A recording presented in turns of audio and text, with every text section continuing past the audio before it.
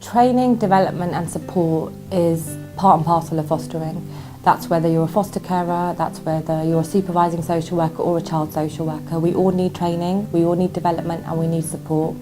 For foster carers, it is part of the guidance, it is part of the legislation and the national minimum standards for fostering that carers are adequately supported, they receive the training they need and we as an agency continue to develop them. Training starts from your assessment. So the approval process also includes a 3-day training course. It's called, within Sunbeam, it's called Skills to Foster. You could say that's a 3-day crash course in fostering in terms of the expectations of us as an agency from the applicants who are coming into fostering, and also we look at their expectations. So what are the applicants' expectations of fostering and of the agency? Now, everything covered in those 3 days is also a 1-day course once you're an approved foster carer. So for example, in the Skills to Foster training, we look at attachment, we look at child development, we look at challenging behaviour, we look at childcare legislation. So everything covered in the 3-day Skills to Foster is then a 1-day course which will be allocated to newly approved foster carers in their first year.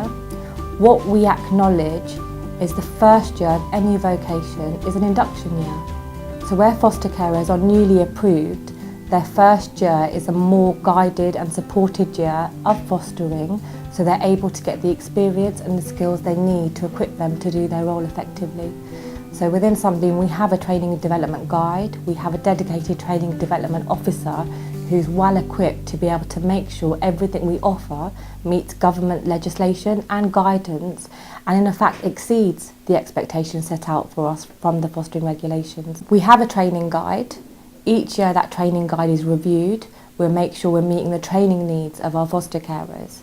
Every year the supervising social worker also does an individual personal development plan for the foster carer they're working with to ensure that the training we're offering them is the right training in line with the demands of the child they're caring for. Sometimes talking to other people who are doing the same job as you can have a lot more of an impact, and they do say a problem shared is a problem halved. So it is important for us that our foster carers meet each other and also understand who each other are. So in emergency situations they have each other too. Support can mean a lot of things, and in Sunbeam we do try and individualise support in line with the needs of our foster carers. For example, we may have a foster carer who needs support in their IT skills. We may have a foster carer who needs support in advocating their views to the local authority.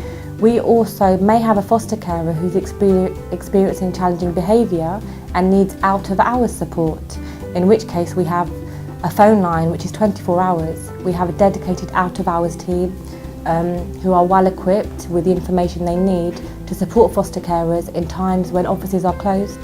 The thing about fostering is it is 24 hours, it is 7 days a week, and that's something at Sunbeam we fully recognise, and we aim to cater our support in line with the foster carer's role. Alongside that, the minimum support you will get is 4 weekly visits from a supervising social worker. You'll have managers at hand that you have easy access to. You're made aware of the complaints procedure just in case you have a complaint or you have a concern.